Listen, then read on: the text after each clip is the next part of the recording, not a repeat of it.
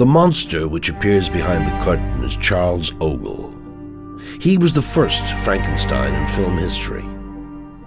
Nobody remembers Charles Ogle, but we all remember the Frankenstein monster. None of the monsters which appeared in the following film adaptations of Mary Shelley's work resemble the Charles Ogle monster. Well, maybe one did. And like Mr. Ogle, behind that mask, there is a man that nobody knows. Sometimes, the most anonymous person can hide the most amazing story.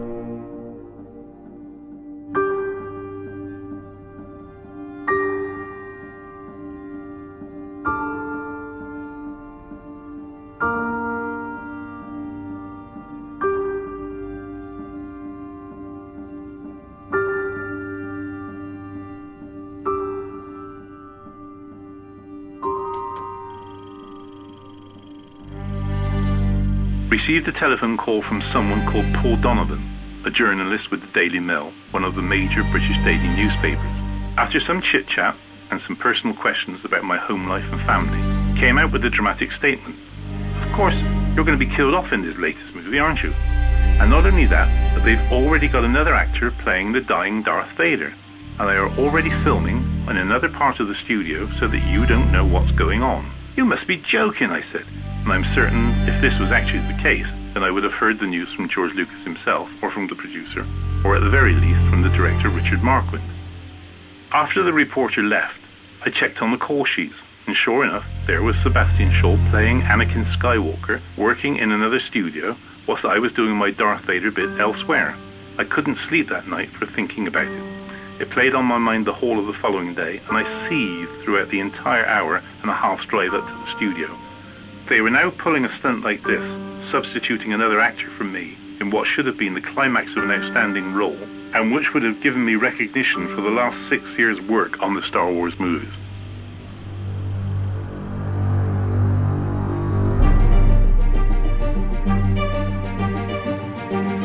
When you think of Star Wars, first thing you think of Darth Vader. He stands right out. Without a shadow of a doubt, Darth Vader made Star Wars. Well, he's the worst villain ever. He's just a bad guy. He's just full of just evil. His power, his fear, he controls very well. He's definitely gave new definition to the word villain. He is the character that symbolizes the real villainy. The ultimate villain, definitely. You know, there's no other villains out there that can beat Darth Vader, really, is there? George Lucas was able to create a character who was truly evil and yet fitted into a family entertainment film. That's one of the reasons I think the film was so popular. And a lot of kids really love the Darth Vader character.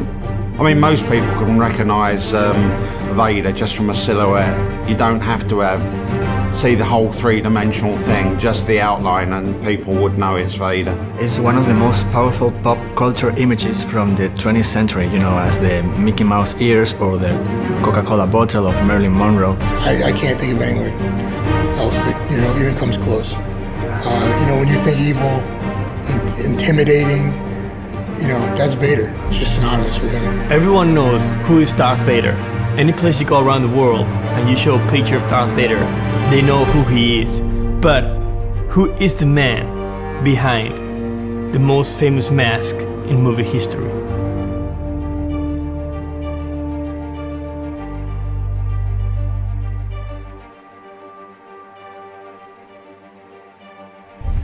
Ladies and gentlemen, welcome to a new edition of To Tell the Truth.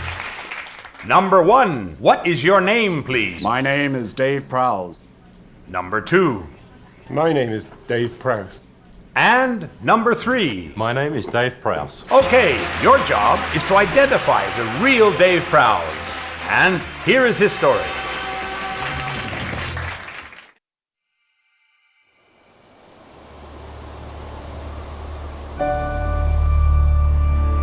Every good story needs a great villain. Our villain does not come from a distant world, nor is he the result of a Machiavellian plan conceived by a mad doctor. Our villain was born almost 80 years ago in a poor neighborhood in the city of Bristol, England. As far as my earliest memories, when my father died, I was 2, Dave was 4, my sister was about 7, so it was a fairly poor background. Dave was so big, I mean, he was about 6'7" and, 18 odd stone. In the 1950s, that was gigantic. We didn't have any money in those days, so consequently, the training was done in a back garden, and we often didn't have proper weights. I remember sort of growing up and having a huge father. He used to put you in the crusher, he used to put you between his legs and squeeze you, and then his rough beard he would rub up against you and tickle you, and you would never be able to escape because he was so strong.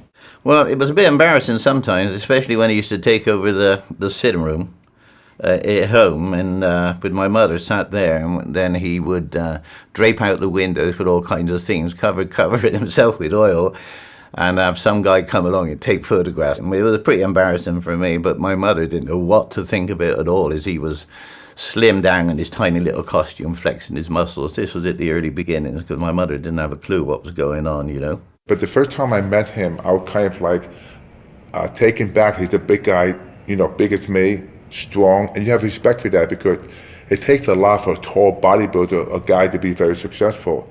But eventually he became British heavyweight champion and then entered the Mr. Universe contest, and I think that was when he himself could see, wow, this is where I'm going.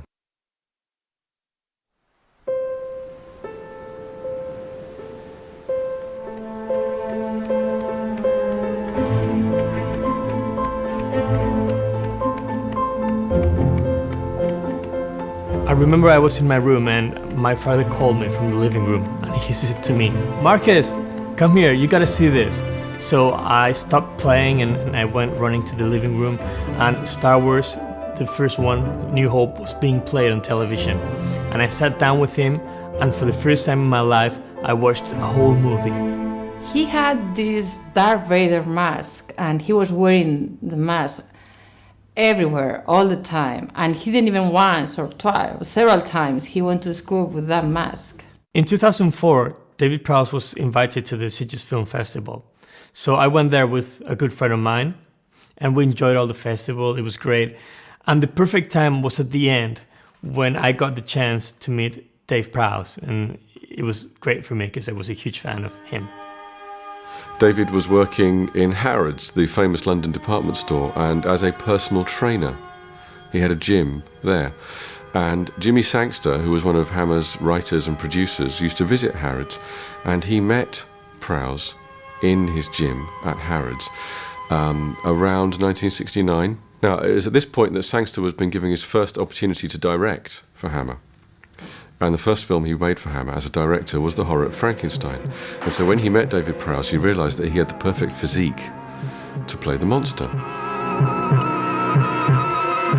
Hammer films were a very important feature of the British film industry at the time of their glory years in the 50s through the 60s. After that, he made a film called Vampire Circus for the director Robert Young. This was a less significant role. And then finally, he played the monster, again, a very different monster, for Terence Fisher, who is widely regarded as Hammer's most important director. And I think part of the success of that film is, in fact, due to Dave's performance, which is all the more remarkable, really, because we see less of Dave in that film than we do in his preceding two Hammer films. And he has to really convey the pathos of the creature and the poignancy of the situation, largely using just his eyes, because that's really all you can see of him.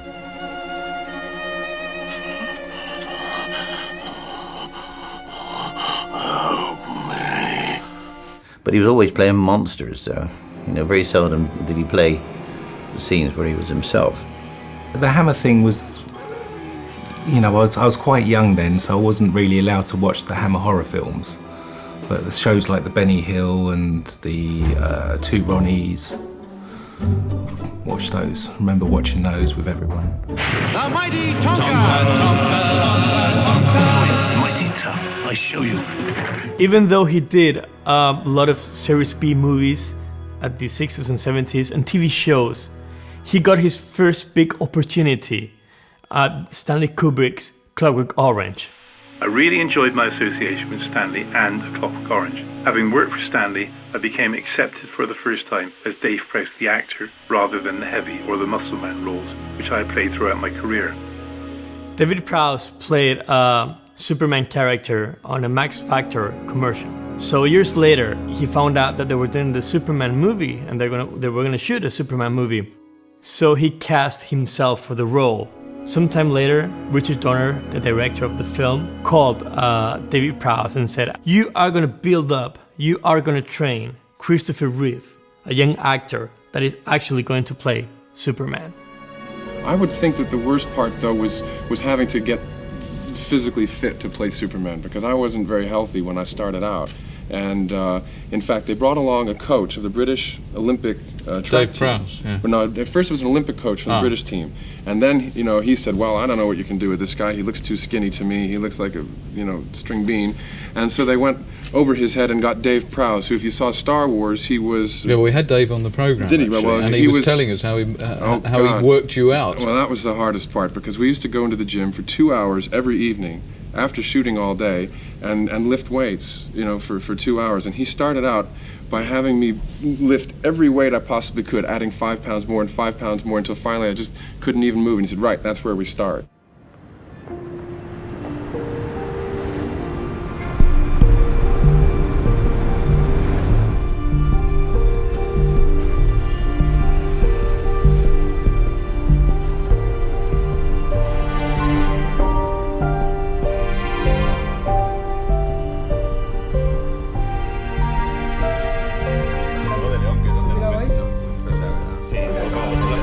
Adelante, tío.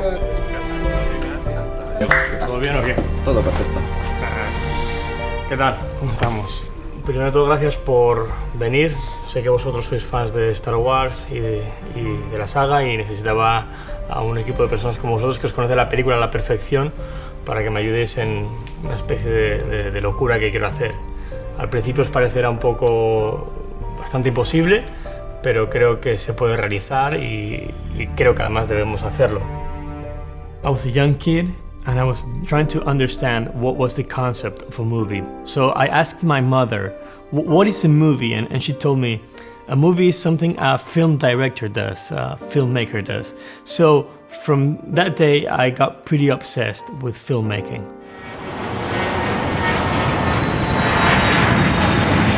Well, I had worked with Francis Coppola several times in the Roger Corman films that we made, and Francis wanted me to produce Apocalypse Now with George directing, and we had several discussions about that, and that out of that grew the fact that Columbia Pictures was not really interested in financing it at the time, because the Vietnam War was still in progress and they decided it was too controversial. So George and I shifted to another project, which was his idea for a science fiction film in the model of Flash Gordon. I was asked to go down to John Mollow's office down in the wardrobe department, and he showed me just a drawing from one angle, just a line drawing, no shading, to show 3-dimension, and it was the new character that I was to start working on, and the character was Darth Vader. When George Lucas made Star Wars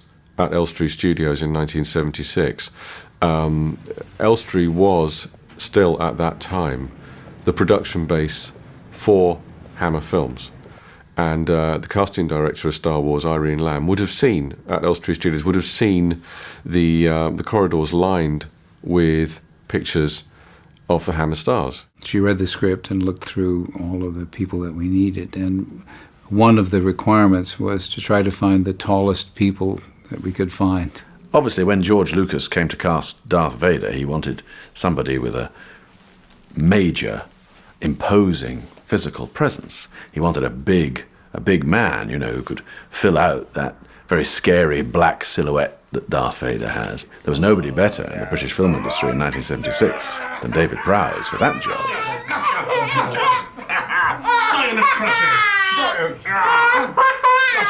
Gotcha. There's another monster. We just had everybody come in that she had written down and interviewed everyone, and it was clear right from the very beginning that he was probably best for that part. The plasterers actually took a mould, a life mould from Dave Prowse, and created him in plaster. And that's what I actually worked upon to actually create Vader, knowing that everything I sculpted would fit on Dave perfectly.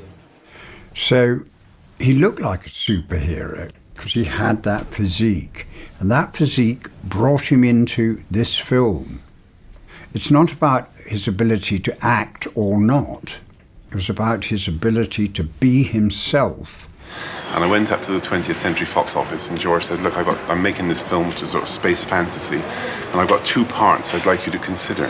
And I said, well, tell me what they are. And he said, well, the first part's a part of a character called Chewbacca. I said, what in the hell is Chewbacca? And he said, it was like a furry-type gorilla that goes through the film on the side of the goodies.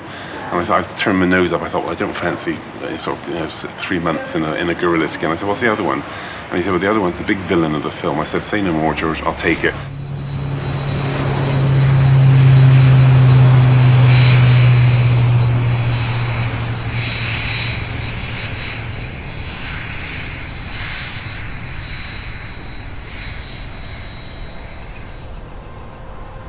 Ladies and gentlemen, welcome to London. We inform you that we have landed prior to the scheduled time of arrival.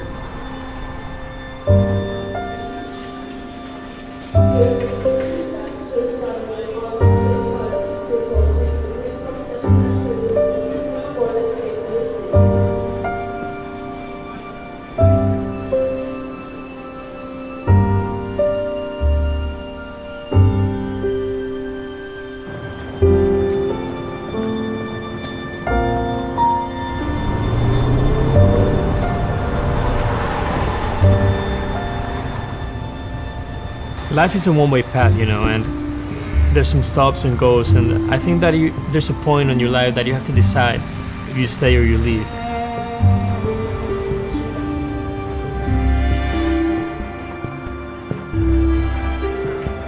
Since I met Prowse in 2004, there has been this idea that has been running my mind, and now I think it's the perfect time, so I want to propose Dave something that no one ever has proposed him.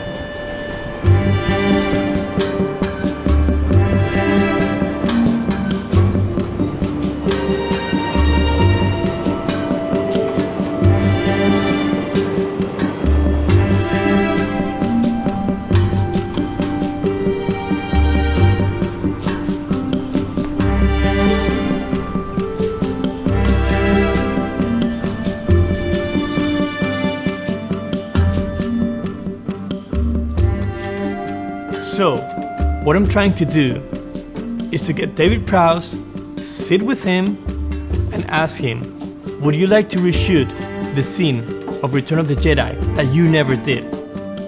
The scene that you couldn't do. And and fulfill that emptiness you have with that part of the Star Wars trilogy. Give you back the glory. And I hope he accepts my proposal.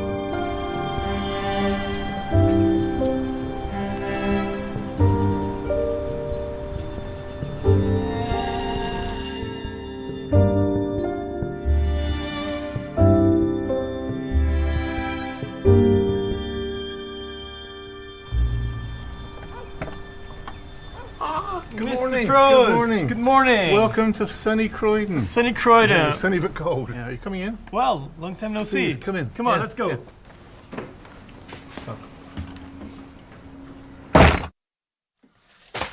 These are some I found earlier on. Yeah. That's from Casino Royale with David Niven. Oh. It's me playing Frankenstein.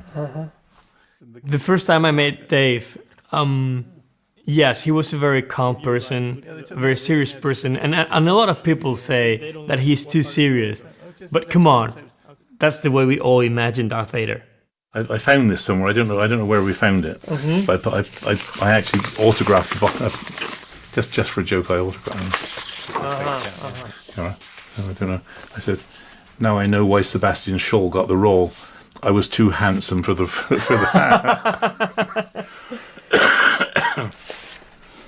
I think this should be you. Yeah, it should have been. Yeah, definitely. Yeah. Fair. Okay, everyone's ready? And camera, rolling. Okay, David. Let me call you David for this conversation.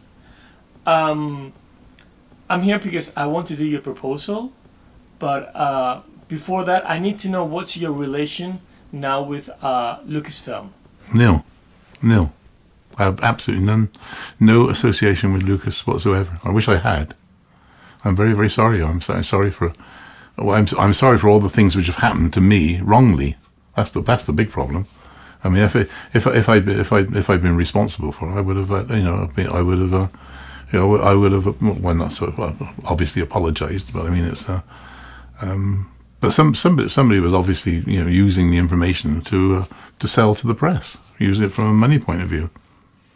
Have you ever tried to reach anyone from No. Lucasfilm? No. See, I personally. No, think... you explain your side of the story, and if they don't accept it, they don't accept it. And unfortunately, they prefer to accept their own versions of it. Okay, David, I understand, but to truly understand the whole story, I need to know everything from the beginning.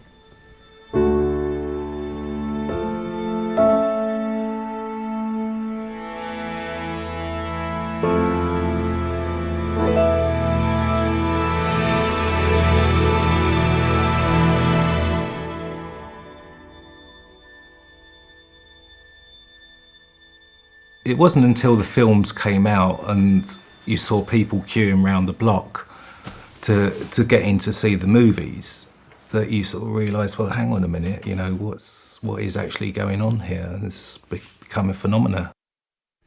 But when it opened, it did something amazing, that we'd never seen before. None of us anticipated it. I went to the premiere in Leicester Square in London.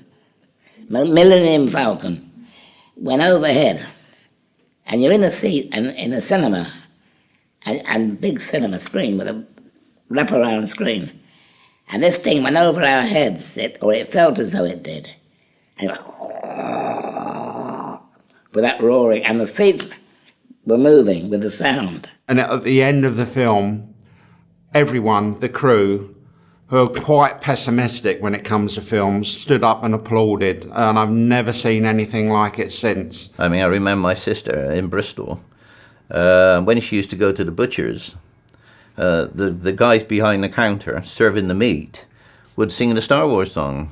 Da, da, da, da, da, as well as she was in the queue. Da, da, da, da. But we had no idea. We didn't even have any idea that the film would be popular beyond the sort of hardcore science fiction audience. The success of the thing was so phenomenal that it changed the way films were made, it changed the way films were even released, the pattern in which films were released. And, we're still in the kind of post-Star Wars era as far as filmmaking is concerned. The voice, of course, you don't provide. Do you find it frustrating as an actor not to be performing vocally? Yes, terribly. I performed all the way through the picture. Because I have to learn all the dialogue, and the other actors in the film have to react to me and things like this. But then they redub. But then they redub. Yeah, I think the problem was, as you obviously realise, I have a West Country accent. Oh, I wouldn't say that. very slight, very slight. Probably the voice of David Prowse at the time wasn't the voice that George Lucas imagined for his character. He comes from the part of England which has a very strong accent, a lovely accent, the West Country accent, and it doesn't fit very well with a futuristic character. We told Dave at the time, during shooting, that his voice would not be used, that we needed an electronic voice. We needed a processed voice, one that sounded like it came through the respirator and was electronically filtered. So it had to be highly processed in post-production. My job was to go to I went to a place where they sell underwater equipment, scuba equipment, and I recorded the breathing in an old oxygen, a scuba mask. I put the microphone down inside it, so it's very close perspective. and recorded that, me breathing, and then we edit that to fit the rhythm of the speaking in the film. So it's James Earl Jones as the voice, and then Ben Bird is the breathing. So there you go. James Earl Jones has very graciously acknowledged, I believe, that David Prowse is Darth Vader. I'm simply special effects. George has recently admitted that when he hired David Prowse, he thought that was his Darth Vader. This guy who's over 6 foot, 6.5 feet tall. I think David said several times that he thought that his voice would be used in the finished film. As I said, I had no idea. When I saw the movie, and this strange voice came out, and everybody was coming up to me after the movie, and when at the premiere and things like this, when we the first press showing we had, they said, "Oh, that was when did they do the voice, Dave? When did you do the voice?" And I said, "No, it wasn't me." James Earl Jones did a wonderful job portraying the voice of Darth Vader. No one can change that. But curious enough, the voice from David from today is very similar to the voice of James Earl Jones when they did Star Wars. You are part of the Rebel Alliance. Take her away. Impressive, most impressive. So at the end of shooting on the first film, we took bits of set, like Into the Millennium Falcon, all sets we might use in another movie, and put them in containers on the back lot at Elstree Studios to store them. So a year later, we bring them out and use them, or a year later, we bring them out and break them up and send them away, like all the sets. Well, we brought them out and used them again. Once upon a time in a film studio far away, they decided to make a science fiction film, and they saw that it was good. So they made a sequel, and that was even better. That amazing film is called The Empire Strikes Back. I think it's the best of all six. But if you think you had everything in that, you had so much going. You had comedy, you had thrills, you had everything, and that film drove for the next film. I think probably it's more down to the time spent working with the characters. It turns the normal model of a big epic film on its head by placing the big action scene at the beginning. The way that the characters just blend and meld, they evolve right in front of your eyes. It was the whole look of the film. It was the cinematography of the film as well. It's hard to explain unless you watch it. I mean, you've seen it, you know. The characters, you fall in love with them so easily. It's just, I don't know how to explain it. It was the way that George Lucas and Gary Kurtz, the producer, and Irving Kershner, the director, color-coded the film. The storyline on it was just awesome. The director who did it was awesome on it. I mean, visiting other planets, actually, other things. Just the way the whole thing lines up. You end up in a cloud city and everything else like that. Just awesome. It's the best directed. It's got the best actors in it, I think. It's got the best storyline. I think it's the most polished out of all the movies. It's darker as well. Empire. You got a taste of what Vader could do in the first one, in Star Wars. But in Empire, you really saw what he's capable of. In the first film, he's probably only in maybe 10, 12 minutes of the whole film. But he has a much bigger part in the second film. I enjoyed working on the movie. I enjoyed working with Irving Kershner, who was a very nice director, nice guy to work with. You know, the true Star Wars fan film that you have to always go back and watch. If no one's ever seen Star Wars, they have to watch The Empire Strikes Back first.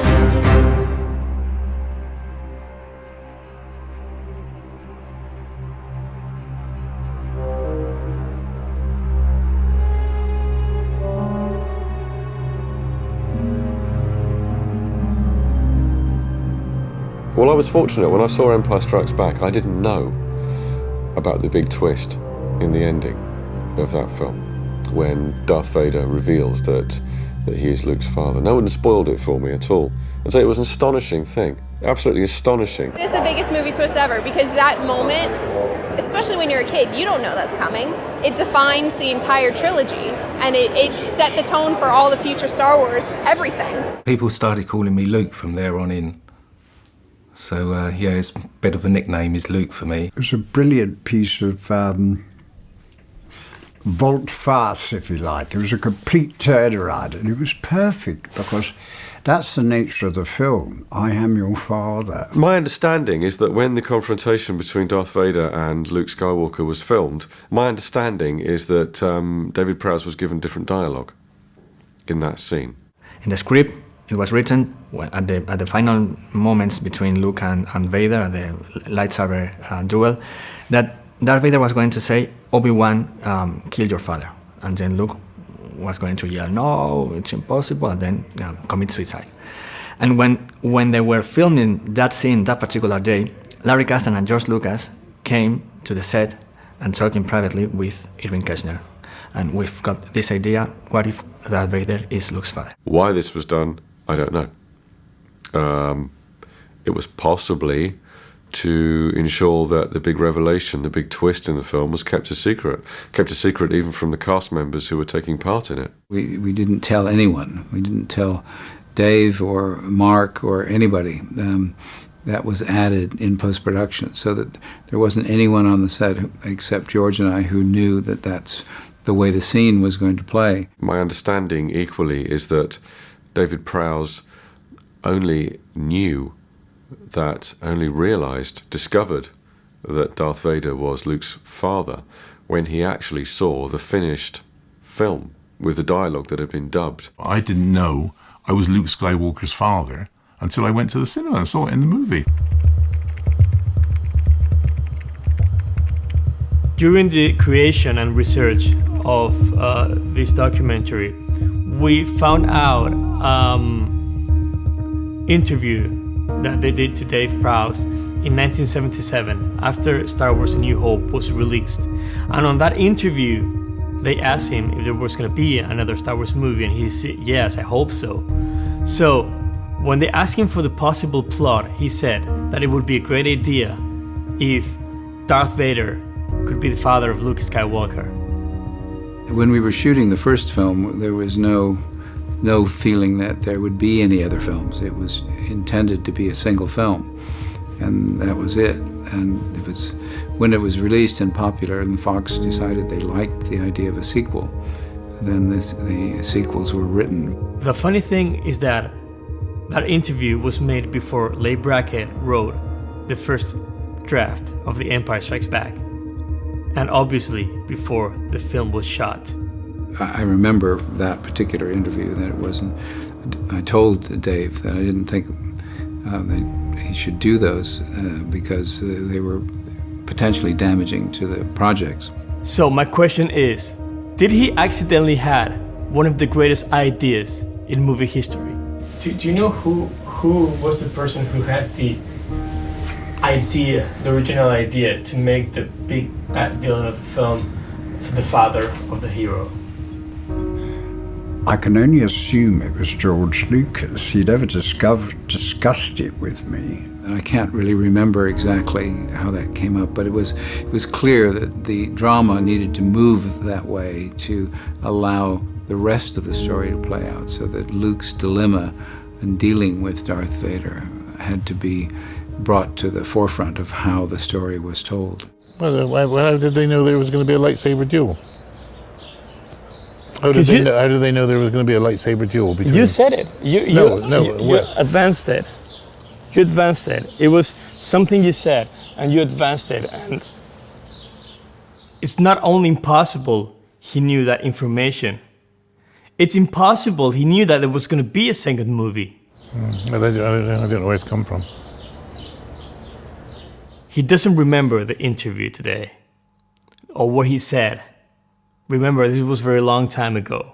It was purely brought out of his imagination, because it certainly wasn't a thing that any of us knew about. So maybe he's got an ability, almost psychic, to see a future event. So it was a guess. It was creating a guess. Yeah, absolutely. It was annoying, I suppose, that he was even talking about it, because it was the wrong time to mention it at all. So if he didn't know about it, it was a guess. It was a guess, yes. So you go Darth Vader and Luke Skywalker the young hero in the first part, the first film played by Mark Hamill, are hooked up in a do-or-die lightsaber duel when Luke learns that Darth is in fact his long-lost father. Well, I mean, well, Luke learns from Darth Vader. I mean,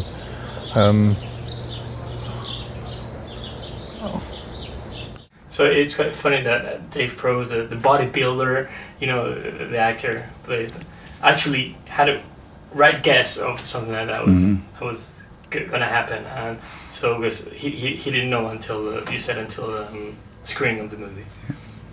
What a guess! Yes, it was a good guess. The curious thing is that the first person to say that Darth Vader is the father of Luke Skywalker was Dave Prowse, the real Darth Vader.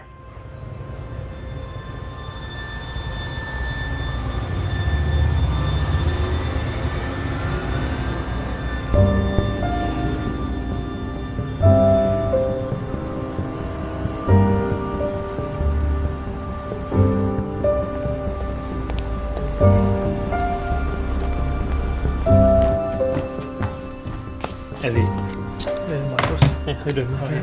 Yeah. Oh. Okay. Let me show you this. Okay. What I'm going to show you is what I told you before, what I want to recreate. And I think that you're the person that can help me do this. You may think it's a little bit crazy or it's very risky, but I think we can do it. Let me show you this.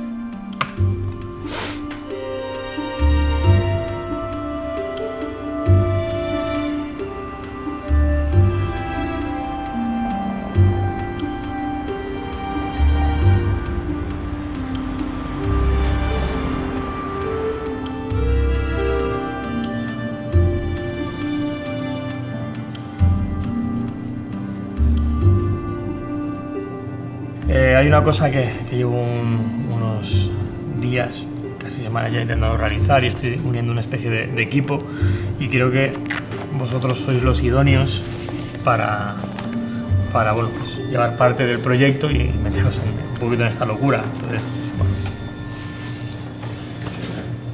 ¿Cómo lo veis? The Green Cross Code and Darth Vader came at the same, almost exactly the same period. In fact, the Star Wars people gave me a week off to go and film the Green Cross Code commercials, and it's marvelous because the Darth Vader has given the Green Cross Code man a lot of publicity. Yeah, it is, yes, because I'm the sort of the goodie on one side and the baddie on the other. And at one time, the Department of Transport nearly sacked me because they thought my image as Darth Vader would have a detrimental effect on my image as the Green Cross Code man. Emergency! Calling Green Cross man! Green Crosses! Where do you think you're going, you Dumbo? Green Cross. When you get to the curb, always stop, stop, stop! Sorry, Green Cross. Remember, stop near the curb, not on it. That's the way. Always use the Green Cross code, because I won't be there when you cross the road. I think every person my age in this country, in England, will remember David Prowse as the Green Cross Code man. I did, I think, six or nine television commercials for the campaign over a period of something like 14 years. We were doing it. He dressed up as a sort of superhero type character, and he made television commercials telling children how to be safe when they crossed the road. But I think David took it a lot further than that as well. I think he also visited a lot of schools, I think he undeniably saved probably an awful lot of lives, I think, as the Green Cross Code man. We actually halved the road accident figures in Great Britain. They went down from over 40,000 a year down to just less than 20,000 a year. It was an amazing campaign. He used to be given vehicles to travel around the country to go to all these different schools. But at one point he had a Bedford van, and he had it all painted with his figure on the side with the Green Cross and the little robot as well. And yeah, that was quite embarrassing. So, I mean, even today you can still hear people in their middle age singing a Green Cross Code tune. When there is no traffic coming, walk straight across. looking and listening as you cross. He's the green crossroad man. He wants you to be safe, and you can if you stop, look, listen.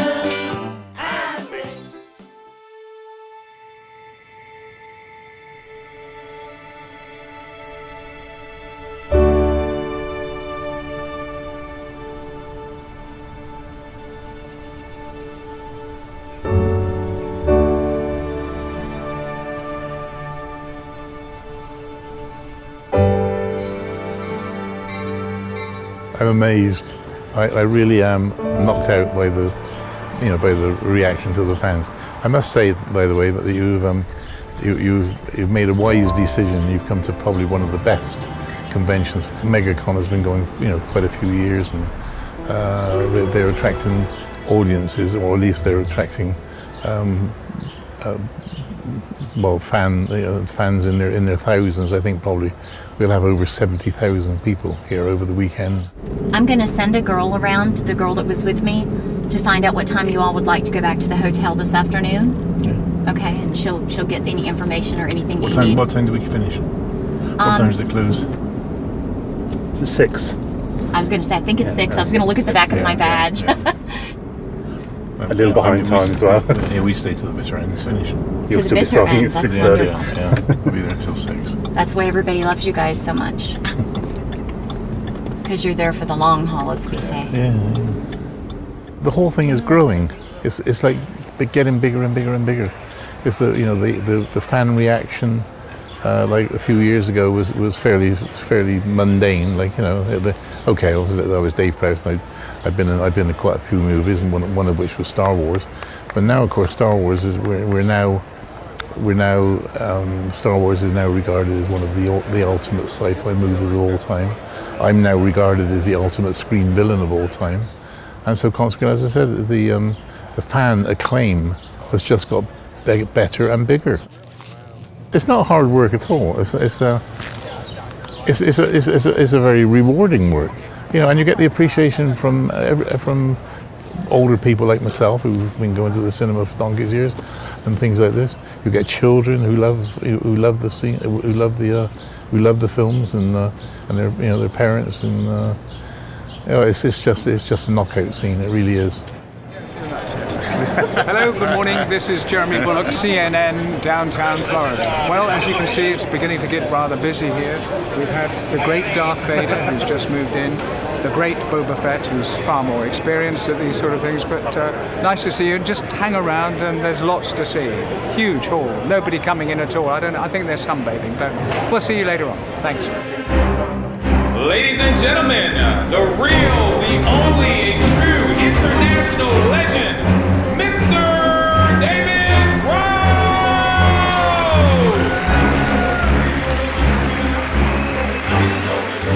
Well, I think what Dave gave to the character was just the way he behaved in the costume, the way he moved, and his presence in the scenes was unique in the sense that any actor would give it a slightly different twist. It was a perfect marriage, and as a result, God bless him, good luck Dave, he became, if you like, the most evil presence in the whole universe. And the way he carried himself, every little gesture, he really sold it. And as much as James Earl Jones was the voice, David really, is the one that sold the acting. It is the ultimate acting because he only uses his body. The greatest actors from the beginning of film history, Chaplin and Buster Keaton, they didn't use his voice. They only used their bodies and their movement. So David Prowse is acting in a very difficult manner to express himself because we can't even see his face. I think, definitely he was Darth Vader, it was his character. James Earl Jones made on the voice, but David Prowse, he was the body, the movements, that awesome glove, clench, He is Vader. The stance, the presence, the strength, the power of Vader, that is who we all look at. When we think of Vader, that's who we think of. and he's still doing it. To this day, he's still here doing this for people that he enjoys, because these people enjoy him. A figure that has resonated as one of the best bad guys in Hollywood history. Yep. He made it. He made Vader. Well, Dave, I think, was probably born to be Darth Vader. Pleases me no end that something I've done has affected fans in such a way. Darth Vader is bigger than life. David Prowse is bigger than life.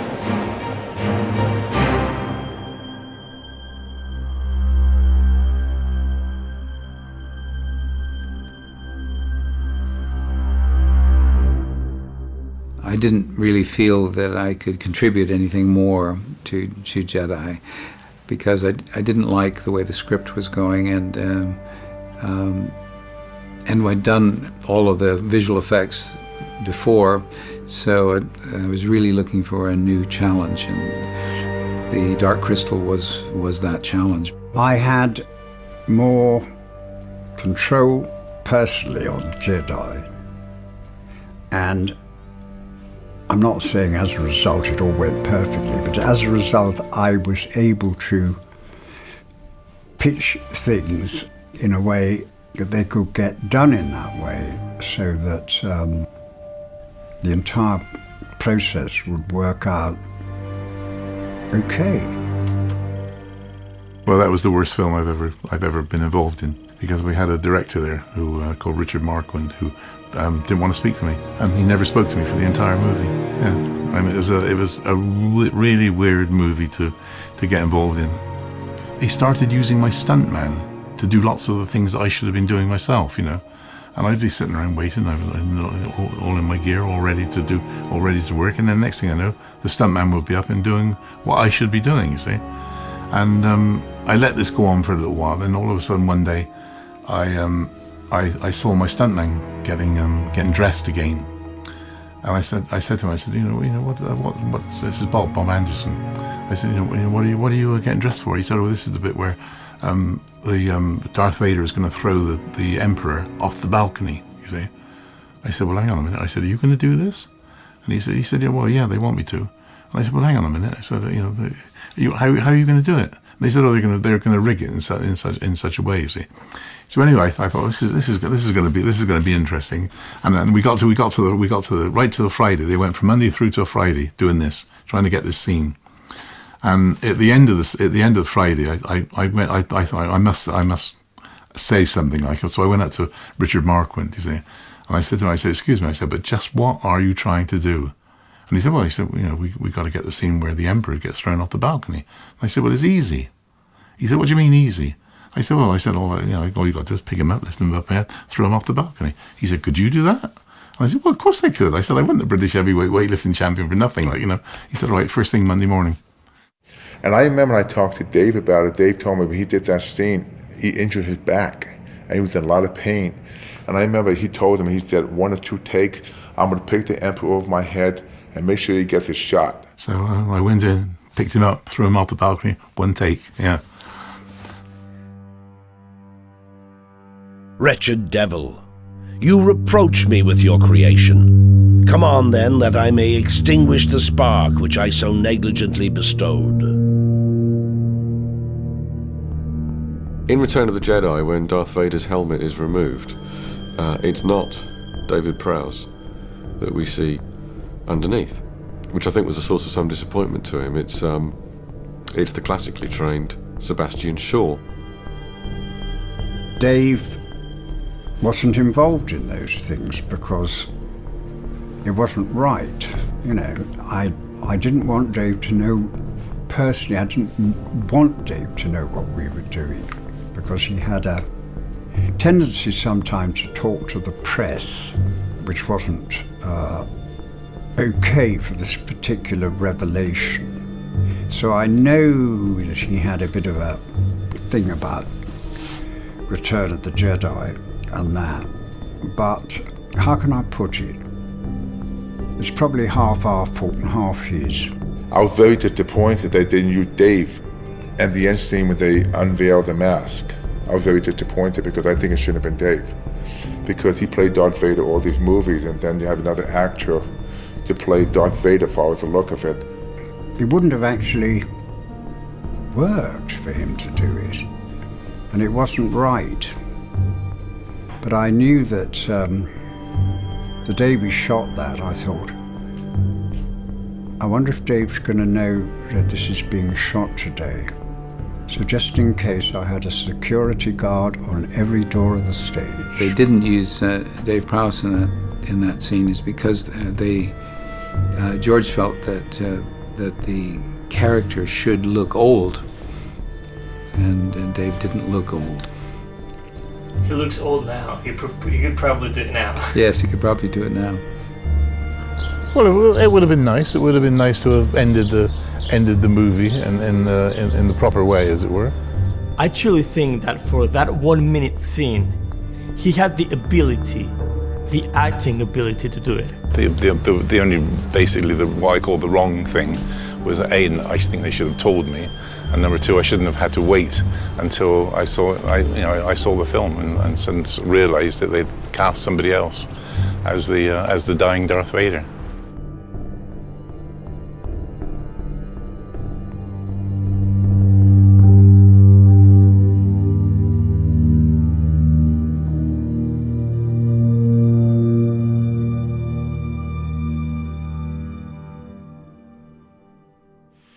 When I arrived, I was immediately told to report to George Lucas's office, and I was confronted by George, who had that morning's copy of the Daily Mail in his hands. There, on page 3, in bold headlines, it states, "Darth Vader to be killed off in the next Star Wars movie," and a subheading which reads, "In an exclusive interview with Dave Prowse." No matter what I said, George wouldn't believe me. If he had only thought about the situation, he would have soon realised that it wasn't me who was giving information, or more likely selling it, to the press. The article, the Daily Mail, was a pretty big reason for George Lucas to get upset with Dave Prowse.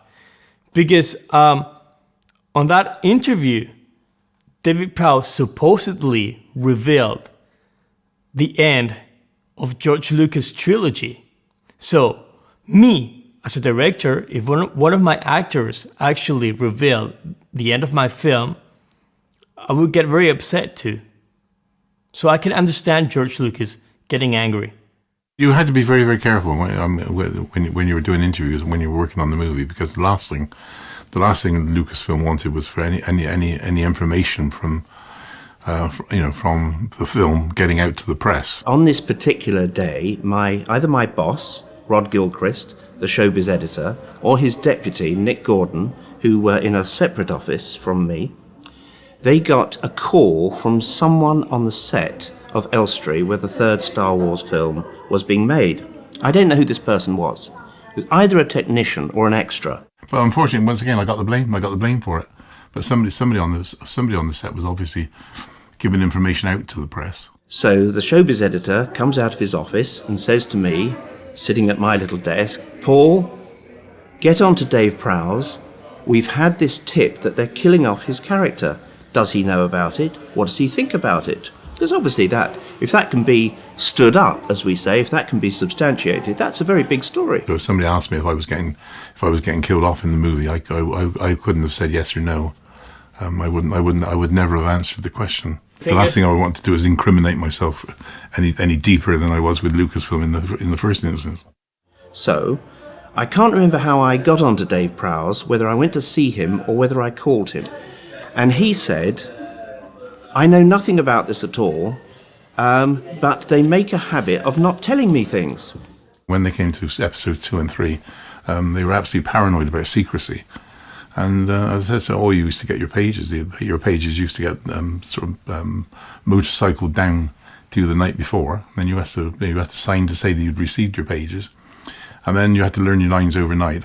And then the following day, you used to have to go to the studio and take your pages with you, hand your pages back into the studio, and then you do your little bit of filming during the day. But so I never ever had any information to say that I was going to be killed off in the movie.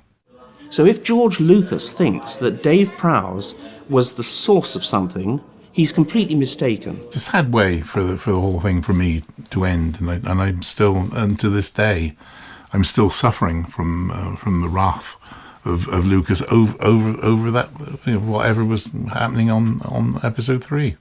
I mean, I'm totally being ignored by Lucasfilm. They ignore me completely. I've tried to explain time and time again that there was no way that I could have known that Darth Vader was going to be killed off in the movie.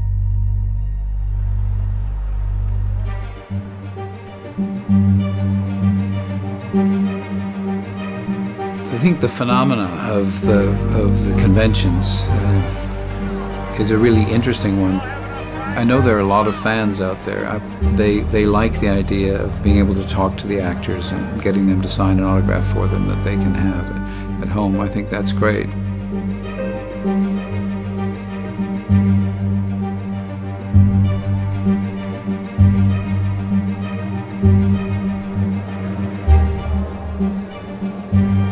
Something's happened along the way to ban me from doing the celebration conventions. I mean, that's a terrible thing to do. I mean, because it is the biggest Star Wars biggest happening, and they come about every 3 years with the launch of the films. I vaguely know about that, and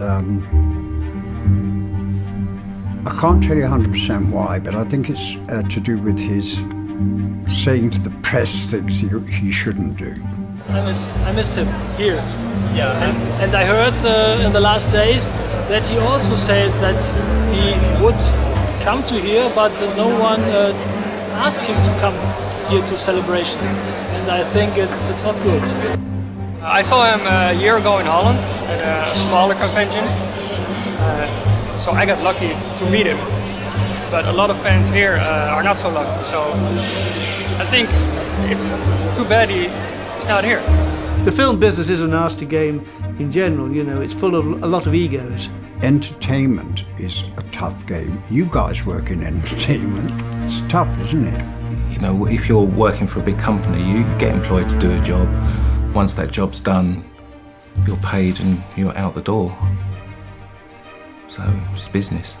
Georgia doesn't actually run the area that deals with merchandise and the public appearances and the conventions. All of that's done by outside people. So I think that that's where probably the strained relationship is, not with George personally. It's all a mystery to me, really. Nothing to do with me. So I'm surprised he's not here today, but he's not. So there you go. What can I say? Yeah, I think he should be here. I mean, after all, he's Darth Vader, Lord of the Sith, and he should be a part of this celebration. Yeah, definitely. It does seem a little odd. That's something you'd have to ask them about, because it does seem odd.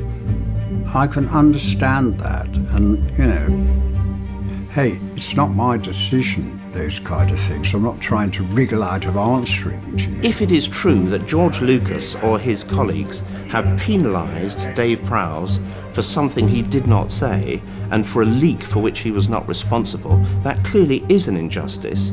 And if Lucas has done that, then he should apologise. In my view, it seems natural justice, because Dave Prowse never told us anything.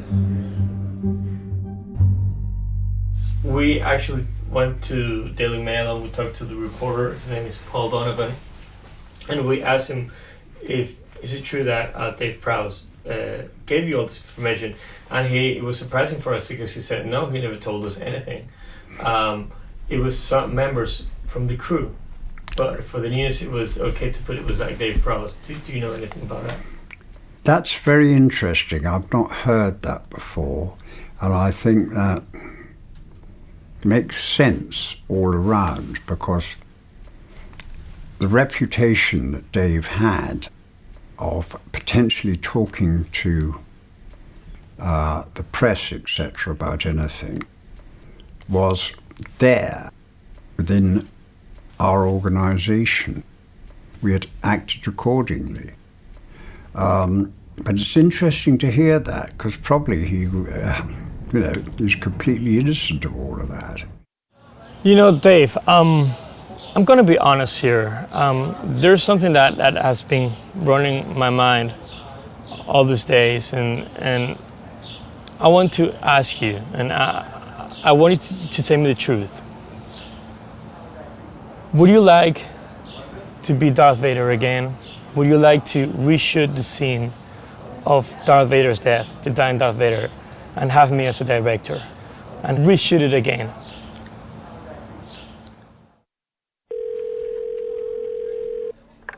Good morning. How may I help you? Hi, good morning.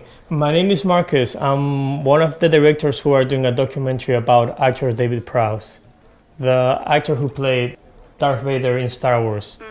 Yes, I would like to know with who do I have to speak to get permission for a reshoot of one of the scenes of Episode 6, Return of the Jedi. Yes, just hold the line, please. Thank you.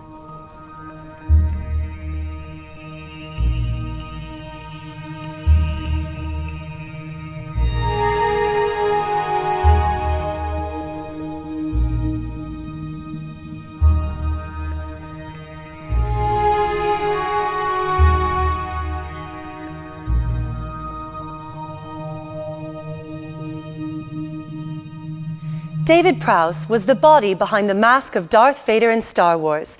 Bigger than life, dodging and swaying the laser sword, bad guy fighting the good. In real life, Darth Vader is a good guy, helping kids to cross the street. David Prowse is our feature story for today.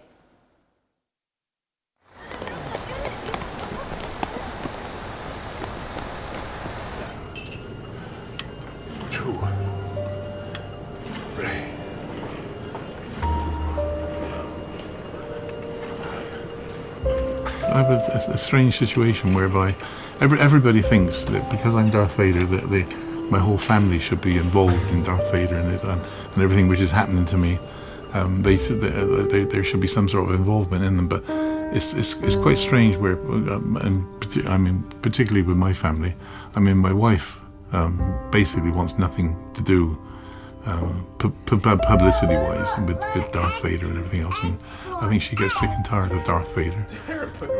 Constantly being teased and constantly being asked for autographs, and whenever Dad used to drop us off at school, he'd be mobbed. I used to get to the school playground and they used to run away, gone. Yeah. And all the other kids at the school in the playground, they always come and crowd around me, like, all wanting to know, or wanting autographs and things like this. But my kids were embarrassed about it, A lot of family don't really understand it. Well, I mean, only just maybe Norm, but he loves he just lives for Star Wars. I mean, it's his life, really. My wife unfortunately thinks that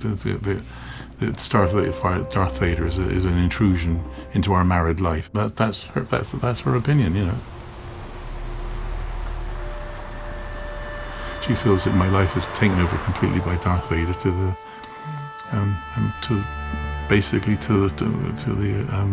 exclusion of married life, as it were. Yeah, so I have to be very careful.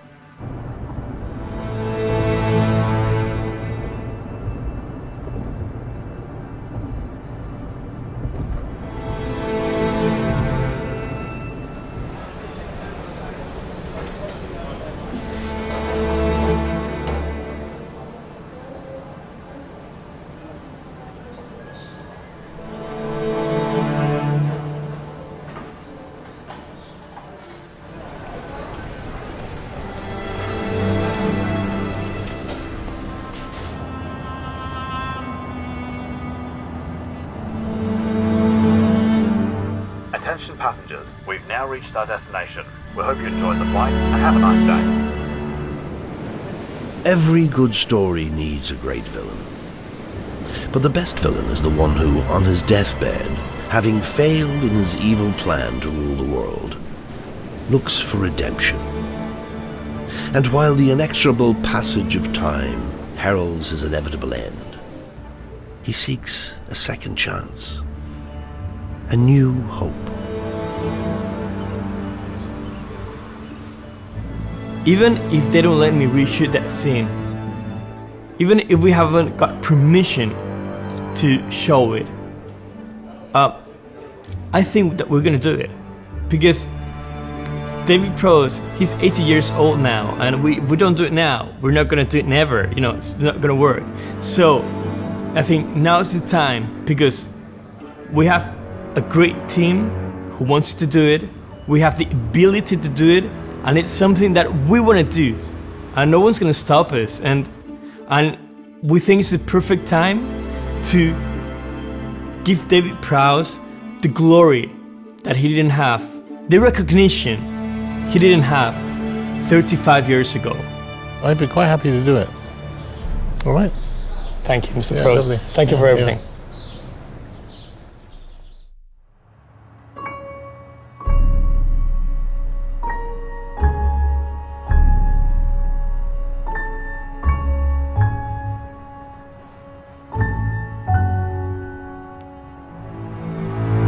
Okay guys, thank you for coming here. A long time ago in a galaxy far, far away, this scene was already shot.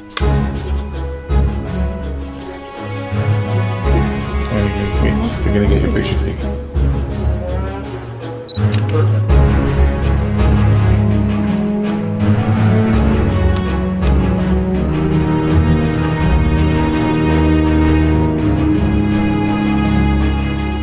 Now we're going to do it again for a special occasion. It's not only special for me, it's not only special for you, I think it's special for David Prowse that he's being dressed right now.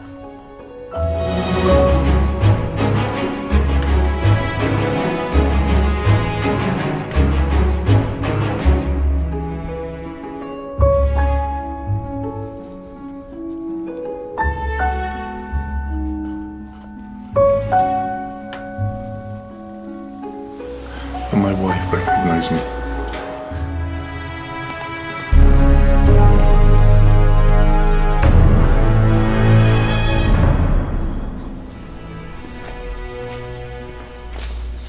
Bueno, ¿qué te parece?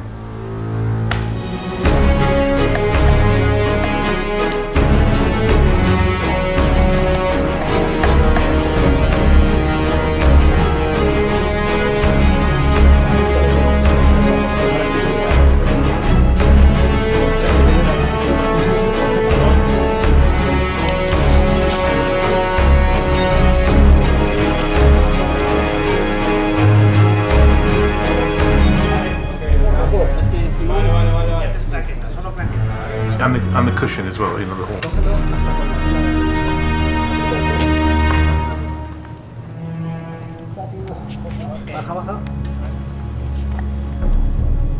Wide your shadows and camera rolling.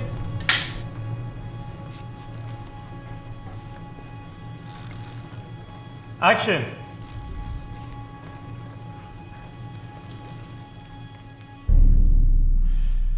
Will the real Dave Prowse please stand up?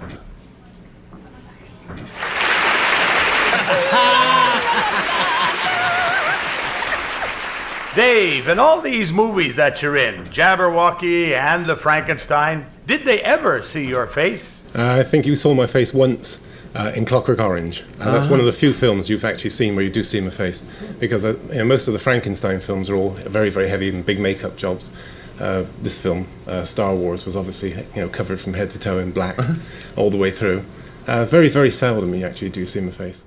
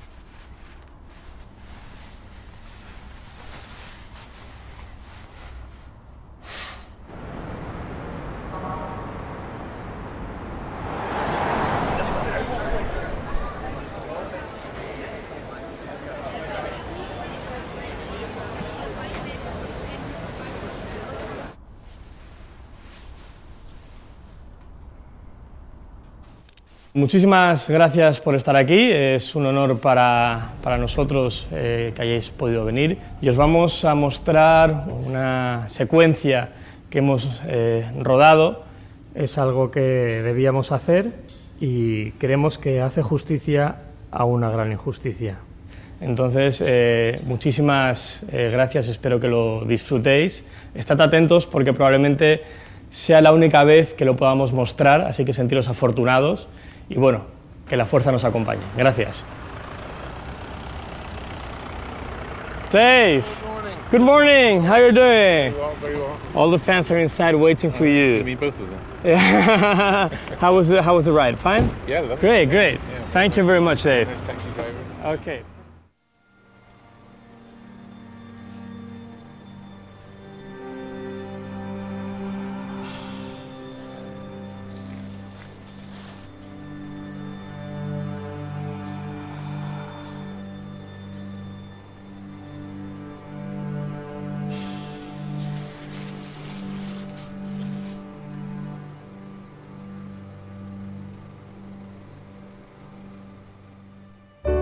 Been very lucky to get the part of Darth Vader, or choosing the part of Darth Vader when it was offered to him. His career, he's achieved a lot, not just in acting, but in weight training, being British champion. He's been a good family man. He's brought all of us up very well. He's been very generous. He's a nice person to have around. He's a normal, everyday person. When he's not at a convention and he's not dealing with his fans or doing anything to do with his movies, he's a perfectly normal person who sits at home, watches the TV, watches the news, watches the sports, loves reading, his music. But he's come a long way, because anybody else would have probably played Darth Vader, gone through an emotion, but David went beyond that. He contributed a lot to humanity. Because especially what he does for the children, and he's done other films, other things to publicize himself, and he's always out there promoting himself. That's what makes him stand out, because even though he's the man behind the Mac, now going to be almost the Mac's behind the man, is David Prowse. He was quite enthusiastic, and he was easy to work with. He's done other work that he's proud of, but he will always be remembered for Vader. I think he was the right guy in the right place at the right time. I think if you look in film, he's probably the best known villain of all time in film. And he achieved that. In a way, I hope we've given back David the recognition he didn't have, even though it's been 35 years later, and for only a small group of people in a small theater. But in a way, yes, we've given him back something that was taken from him a long time ago.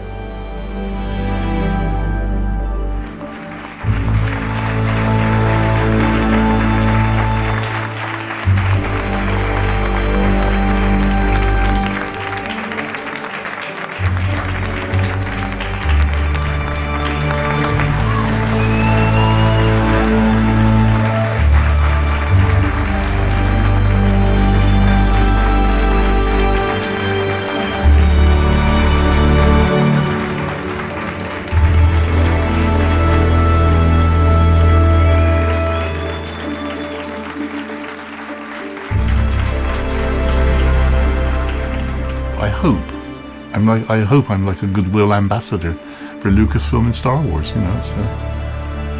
You are. Well, I like to think I am, yeah, but whether Lucasfilm appreciates what I do, I don't know.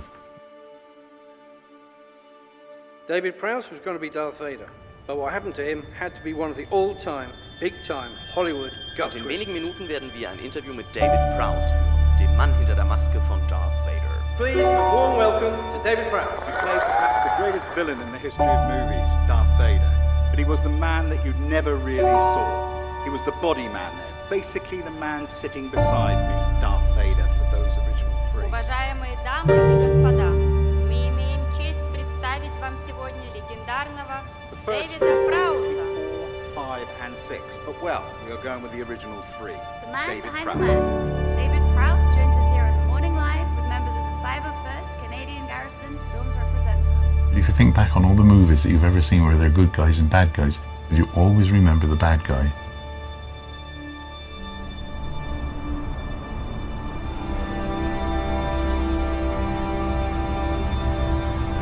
Thank you. It's been a great job. Thanks. Thank you very much. That's amazing. I think that's great. You're totally exonerated, Dave. Everything is no. I'm not surprised because there's always somebody. You know, it's so difficult to keep it quiet, particularly when you're making a movie where there's so many people on it.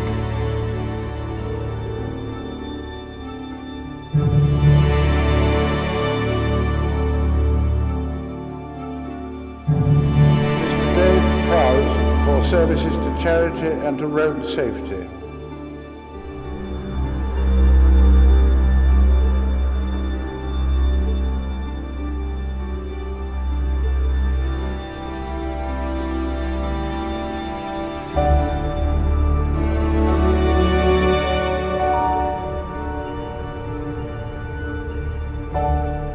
There have been many great actors in the history of cinema.